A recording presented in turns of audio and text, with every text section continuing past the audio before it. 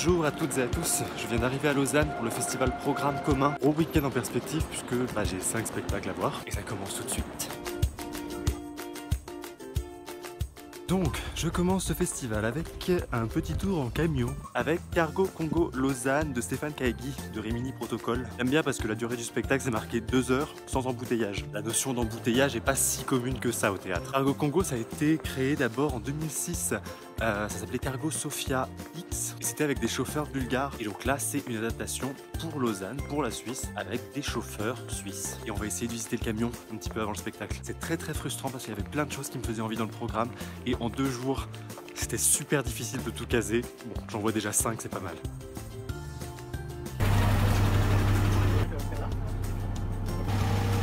Bon, j'ai pu faire un petit tour dans le camion en priorité, dans le camion théâtre. C'est tout petit, hein, c'est un camion. J'ai hâte de voir ce que ça va donner pendant le spectacle. C'est très drôle.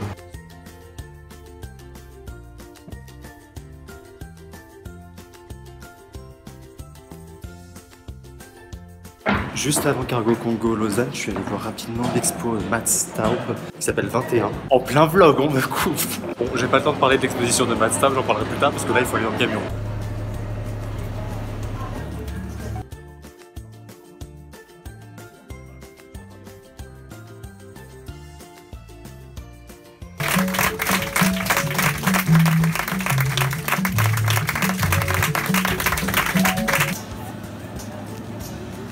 J'ai l'impression d'avoir fait un voyage de genre 6 heures, 10 heures, je sais pas. Enfin, c'est hyper étonnant. Là, j'ai que 5 minutes, donc je vais pas faire le vlog maintenant parce que là, je finis de voir Ominal Horn. En fait, c'est Marie-Caroline Ominal, qui est une danseuse et une chorégraphe, qui a choisi, vraiment choisi, d'être dirigée par Marcus Horn, qui lui est un performeur qui dénonce beaucoup le patriarcat. Donc, je vais voir ça tout de suite. J'enchaîne.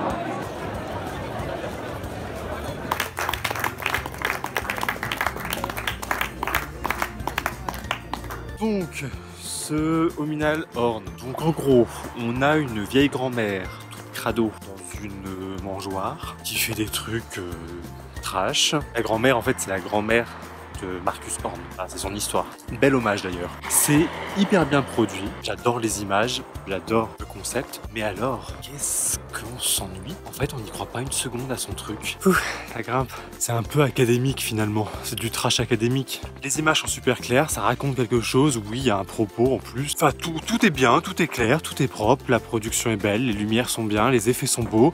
Ça marche. Le son, on adore. Il le fait en direct sur sa petite table au fond de scène. Et pourtant, pendant 1h15, je me suis dit, qu'est-ce que je fous là, quoi. Donc je suis un peu déçu quand même. Bon, reprenons point par point parce que j'ai pas du tout eu le temps de vlogger en fait. Tout s'est enchaîné beaucoup trop vite.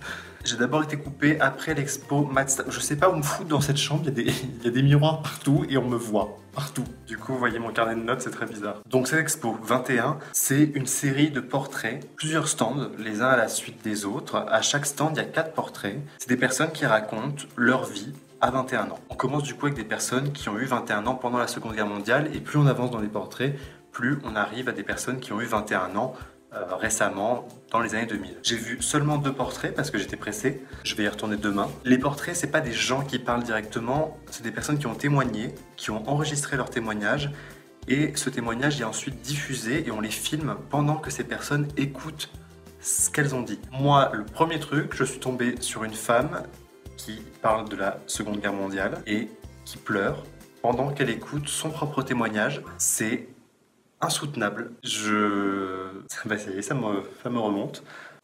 Ouf!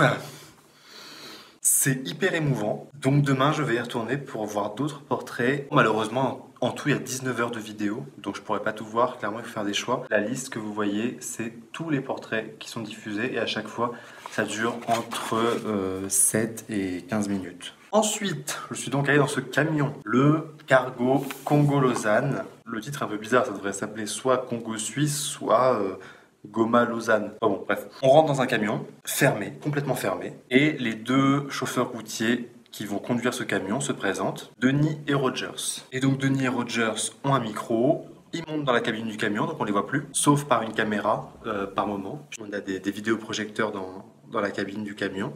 L'idée c'est de nous faire rouler dans Lausanne, mais le voyage en réalité dure plusieurs semaines dans la fiction. C'est un camion qui part de Goma pour arriver à Lausanne, en passant par le Rwanda, par la Belgique et... Comment ça se fait qu'on est passé par la Belgique? Parce qu'on a pris un bateau à un moment. Je sais plus ce qu'on foutait en Belgique. Enfin, en tout cas, on est en Belgique. Là, moi, déjà, ce qui m'a intéressé, c'est le dispositif. Si on reprend pour les bases, l'espace scénique, c'est Lausanne, en entier. Donc, c'est un espace scénique immense. Mais l'espace dramatique, il est encore plus grand, puisque l'espace dramatique, c'est l'espace de la fiction. Et alors là, c'est le monde entier, puisqu'on part de la République démocratique du Congo pour arriver en Suisse. Et ça, c'est très bien foutu, parce qu'on utilise des images qui ont été réellement tournées au Congo, en travelling comme ça, donc avec la même vitesse que le camion a dans les rues de Lausanne. Et quand ces images sont projetées, en fait, le rideau est fermé. Donc, est-ce que je vous ai pas dit qu'on est assis face à une baie vitrée? Donc, quand on roule, on voit la route défiler. C'est pas que c'est réaliste, parce qu'on voit très bien que c'est des images qui ont été tournées et que nous, on n'est pas au Congo. Mais le fait que les deux chauffeurs commentent les images, comme si eux roulaient dans ce paysage, même si c'est pas des comédiens. Hein. Moi, je me suis vraiment laissé embarquer. Et ensuite, ces commentaires sur les paysages du Congo continuent, mais le rideau est levé et en fait, c'est les images de Lausanne qui défilent devant nous. Et ça crée un décalage, ça crée des moments drôles, par exemple quand il dit regarde les palmiers là-bas, et qu'en fait il y a deux pauvres palmiers devant un resto italien en zone industrielle, ou quand on traverse l'océan et qu'en fait on est dans une station de car wash et qu'il nous balance de la flotte au jet d'eau sur la vitre. Ce que j'aime bien, c'est qu'on plonge vraiment dans l'univers des routiers, parce qu'ils racontent leur histoire, parce qu'ils racontent leur vie. C'est vraiment la conversation qu'ils pourraient avoir tous les deux s'ils ne se connaissaient pas et s'ils devaient embarquer dans un même camion. Ils parlent de ce qui les réunit, c'est-à-dire la route et les camions. Et le fait d'être un père de famille absent. Et en même temps, ils sont quand même très différents, ils n'ont pas du tout le même vécu, puisqu'il y en a un qui est suisse et que l'autre est né au Congo. Par contre, il y a d'autres moments où on se retrouve un peu dans un truc documentaire, mais même pas documentaire, genre presque reportage, sur ce que c'est que le métier de chauffeur routier, mais vraiment assez technique, et franchement c'est pas les parties les plus intéressantes. Je préférais quand même vraiment les moments où on était dans leur vie à eux et dans leurs souvenirs. Ça raconte beaucoup plus de choses sur le métier de routier que lorsqu'on te parle réellement du métier de routier. J'ai passé 2 heures dans ce camion, j'étais content d'arriver parce que c'est pas super confortable un camion, ça saute beaucoup. Ah, et puis aussi il y avait une danseuse, ça c'était les moments magiques, elle apparaissait dans le paysage, et dans une maison éclairée, tout en vert. Elle dansait à l'intérieur. Après, on l'a vu passer en vélo devant nous. Et à un moment, elle s'est retrouvée en plein milieu d'un rond-point, en train de danser. Et nous, on a fait 4 fois le tour du rond-point pour la regarder. C'était fou de la voir là, à chaque fois, seule. Mais seule au monde, quoi. C'est-à-dire qu'il n'y avait pas un technicien autour d'elle. Elle était juste là, dans des zones industrielles, désertes. Et ça, c'était vraiment des apparitions assez magiques. Je trouve que le concept, et surtout pour la forme, pour ce que ça raconte des espaces dramatiques et des espaces scéniques, je trouve que c'était vraiment intéressant. Enfin bref, pour cette première journée, c'était déjà assez intense. Et alors demain, il y en a encore plus. Déjà, je suis en train de me demander combien de temps va durer ce vlog. Eh ben, on va couper. Allez, au montage. À bientôt.